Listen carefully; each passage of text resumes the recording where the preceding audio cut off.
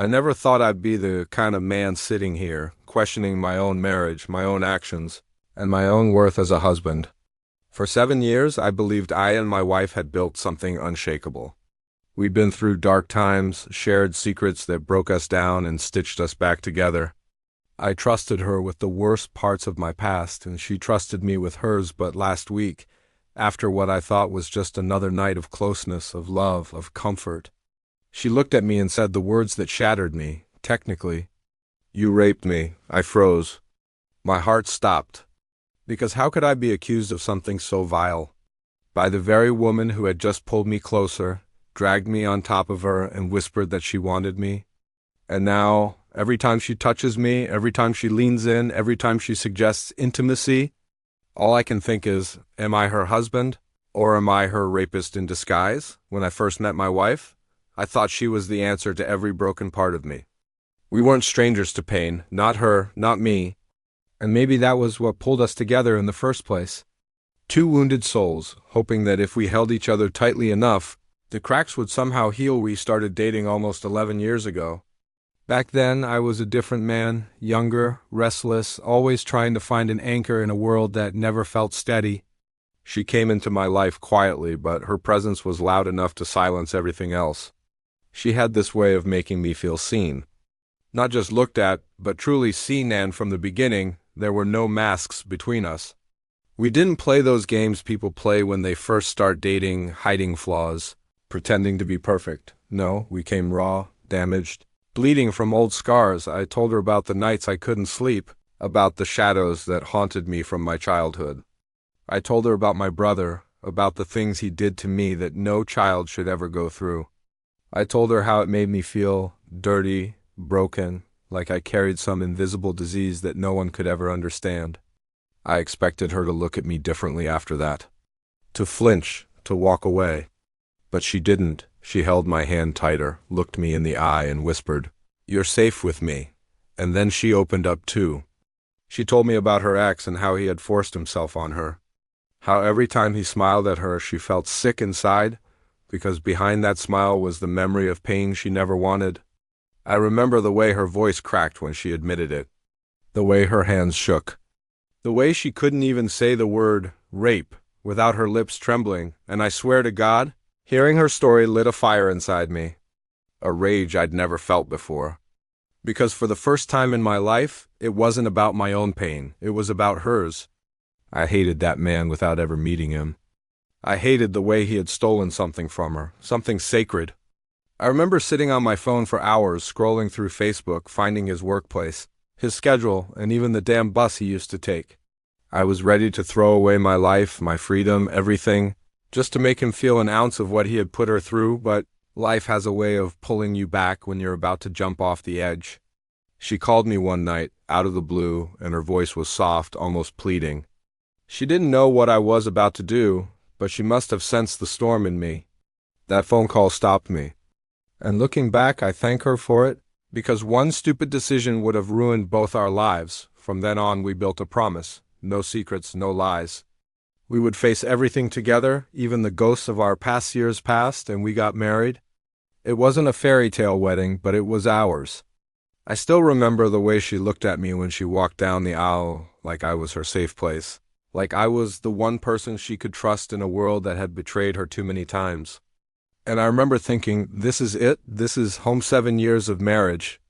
7 years of learning each other's moods, habits, flaws, and fears.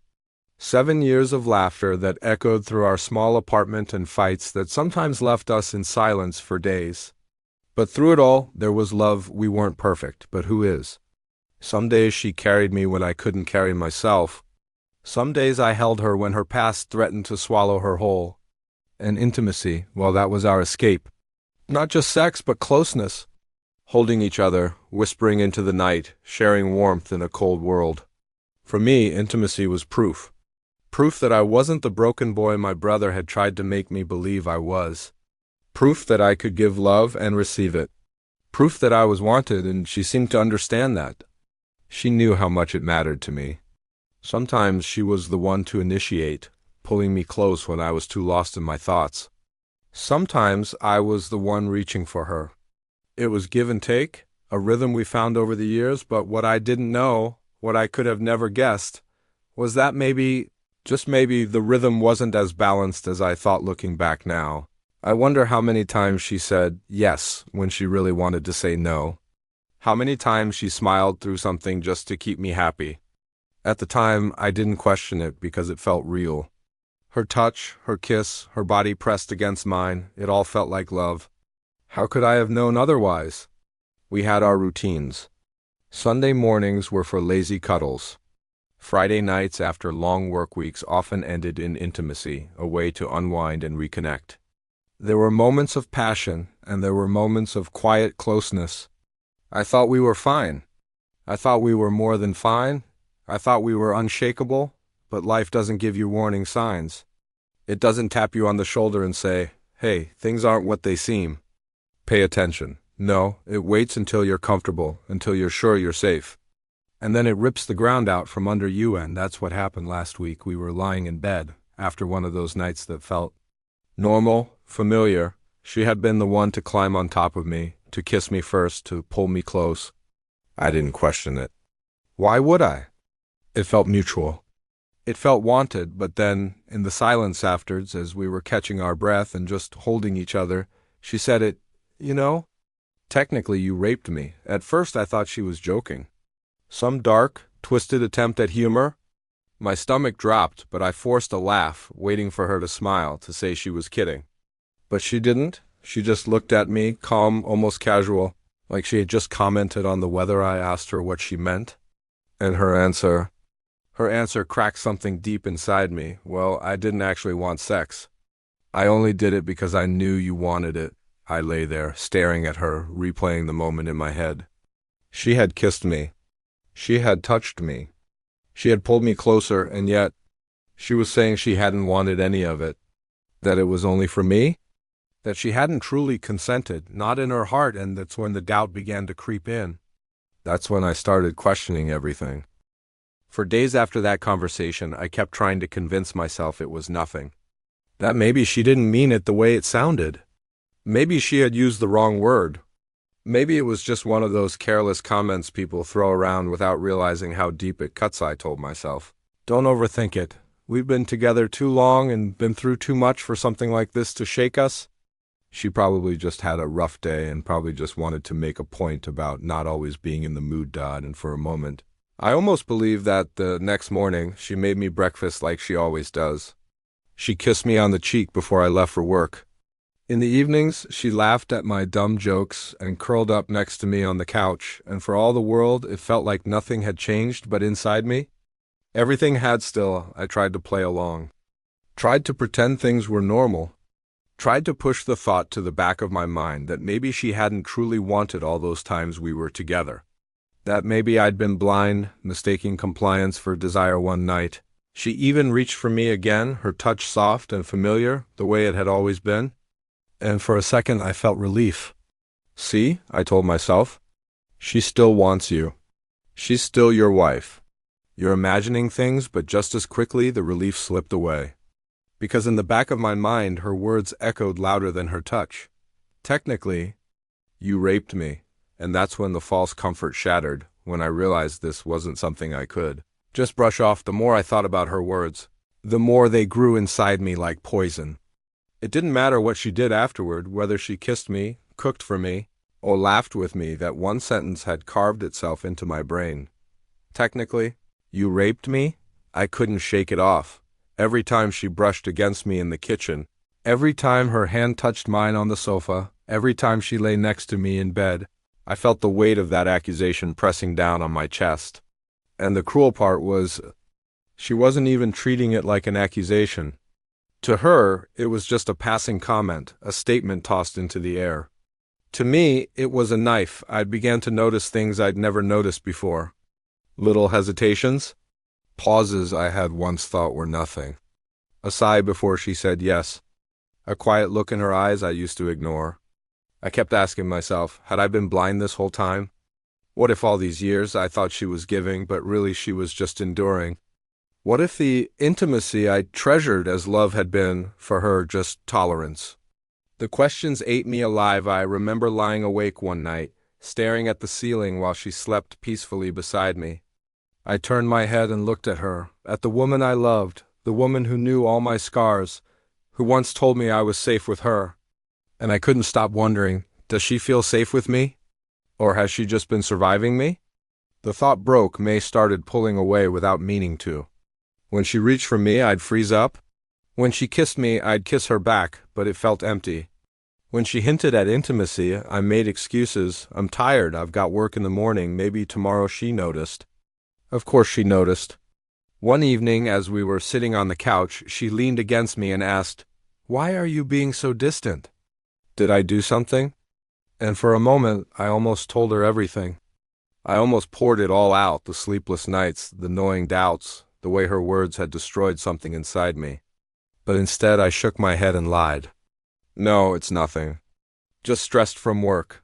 But the truth kept spilling out in other ways. My moods grew darker. I snapped at her over small things. I grew quiet when she wanted to talk. And intimacy. Well, that part of our marriage almost disappeared completely. Finally, I couldn't hold it in anymore. One night, she reached for me again, her hands tracing the familiar path down my chest, her lips pressing against mine. And instead of feeling love, I felt dread. I pulled away. She looked at me, confused. "What's wrong?" she asked. Then that's when it burst out, "I can't do this." "Not after what you said." Her eyes widened. "What do you mean?" I swallowed hard, my chest tight. "That night, when you said I raped you, do you have any idea what that did to me? Do you realize what kind of weight those words carry?" She blinked at me, almost annoyed, like I was making a mountain out of a molehill. "You're overreacting." "I didn't mean it like that." "Then how did you mean it?"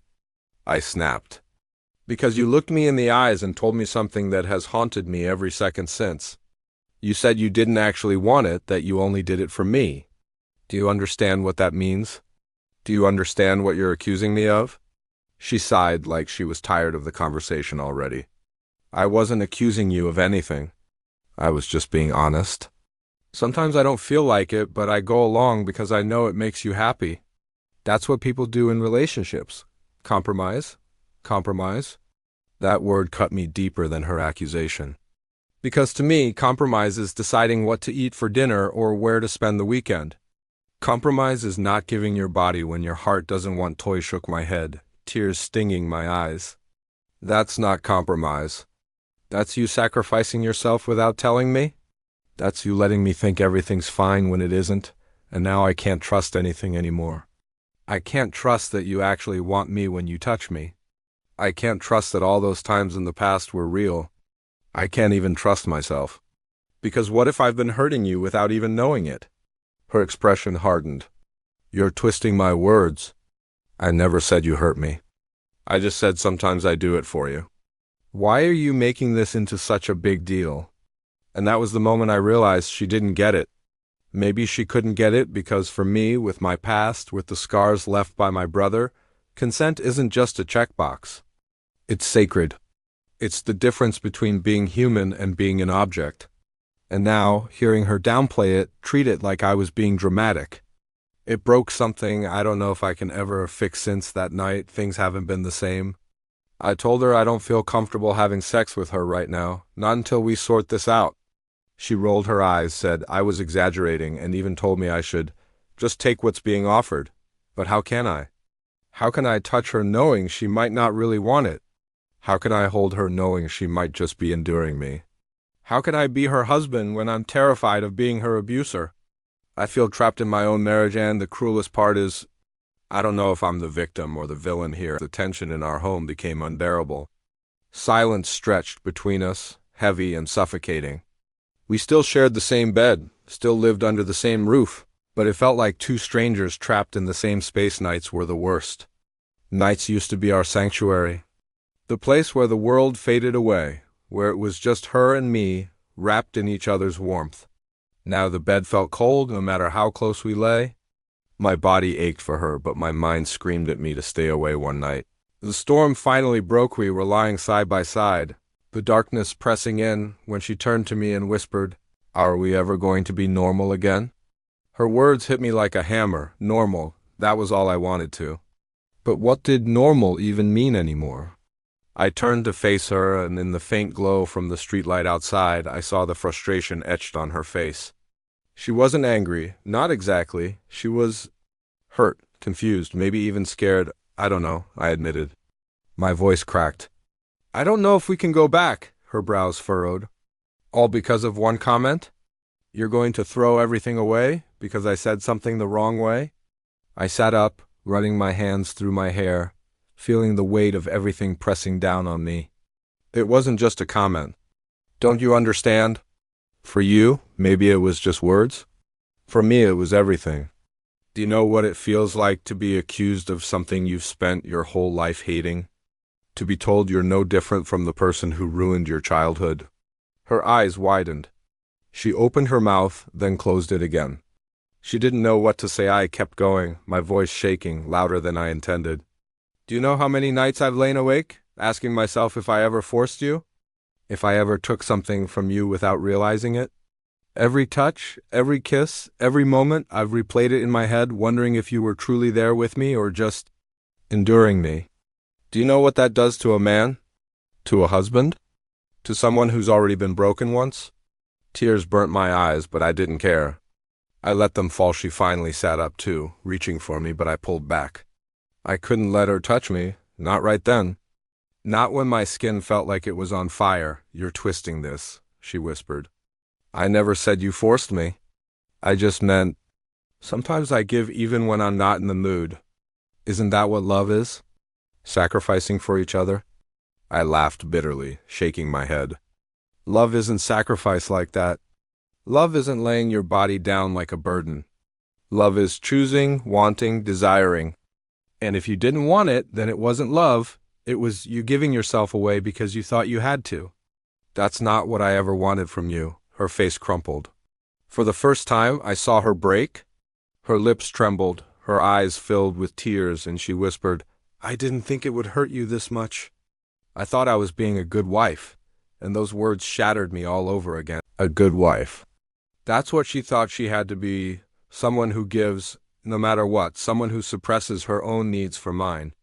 And here I was, the man who was supposed to protect her, the man who once wanted to destroy her abuser for taking her choice away. Only to find out she believed she owed me her body too. The irony was unbearable. I buried my face in my hands, sobbing quietly, my shoulders shaking. Don't you see? That's exactly what he did to you, made you feel like you didn't have a choice. And I swore to myself I'd never be that man. But now you've made me question everything. Maybe I already am? She shook her head fiercely, grabbing my hands and pulling them away from my face. No, you're nothing like him. You've never forced me. You've never hurt me. You're not him, but I pulled my hands back, staring at her, broken. Then why did you say it? Why would you use that word? You know what that word means to me? You know what it did to me as a child? You know what it did to you? And you just threw it at me like it was nothing. Her tears streamed down her face now, silent and heavy. She didn't answer, and the silence was worse than any words. I felt like I was standing at the edge of a cliff, looking down at everything we had built, our years of love, our secrets, our promises, our marriage, crumbling beneath me. And the worst part was, I didn't know if I could save it for days after. We barely spoke. When we did, it was short, sharp, and surface level. The love was still there. I could feel it in the way she looked at me when she thought I wasn't watching, in the way her hand hovered close to mine but never quite touched. But the trust? That was gone. The climax of our fight wasn't a screaming match or broken dishes or slammed doors. It was quieter.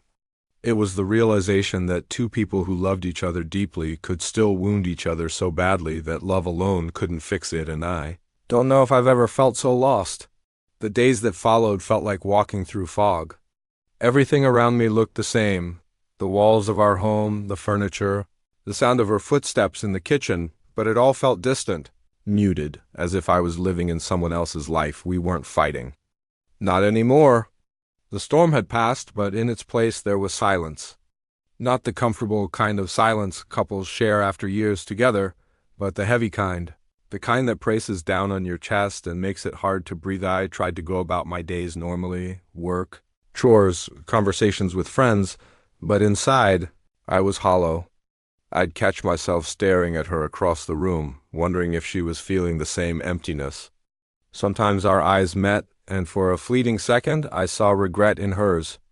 Other times I saw frustration, maybe even resentment. As if she was tired of me dragging this out at night, I lay awake, staring at the ceiling. I'd hear her breathing beside me, steady and calm, and I'd wonder if she was truly asleep or if she was pretending, avoiding the same thoughts that kept me awake one night. I couldn't take it anymore. I turned to her and whispered, "Do you regret marrying me?" She stirred, half asleep, and turned toward me. Her voice was groggy, but the words were clear. "No, I love you. I've always loved you," and I believed her. I knew she loved me. That was never the question. The question was whether love was enough, because love doesn't erase the scars of words. Love doesn't undo the doubt once it's planted. Love doesn't magically rebuild trust once it's cracked still. I wanted to try the next day. I sat her down at the kitchen table. My hands trembled as I held my coffee mug, searching for the right words. "I don't want to lose us," I said quietly. "But I can't keep going like this. I need to know that when we're together, it's because you want it too. Not because you feel like you have to. Not because you think that's what a good wife does. I need honesty. I need a choice. I need to feel like we're equals in this." She nodded slowly, her eyes glistening. "I didn't realize how much it hurt you. I thought I was helping. I thought I was making you happy. You don't make me happy by giving me something you don't want to give," I told her. "You make me happy by being real with me, by saying no when you need to, by showing me that your yes means something." Tears slipped down her cheeks, and she reached across the table, taking my hand in hers. "I'm sorry," she whispered. "I never meant to hurt you. I never meant to make you doubt yourself." For the first time in weeks, I let her touch linger. It wasn't a fix, not by any means. But it was something. I don't know what the future holds for us. Maybe we'll find our way back. Maybe this scar will fade with time, becoming just another chapter in our long, complicated story. Or maybe it will always sit between us, a reminder of the night everything shifted. What I do know is this: I can't unhear her words, but I can choose how to live with them. I can choose to demand honesty from now on. I can choose to rebuild, slowly, carefully, brick by brick. If she's willing to build with me, and maybe, just maybe, that will be enough. So here I am, left standing at this crossroads in my marriage. I love my wife. I know she loves me too, but her words cut deeper than she may ever understand. Part of me wants to move forward, rebuild the trust, and believe we can still make this work.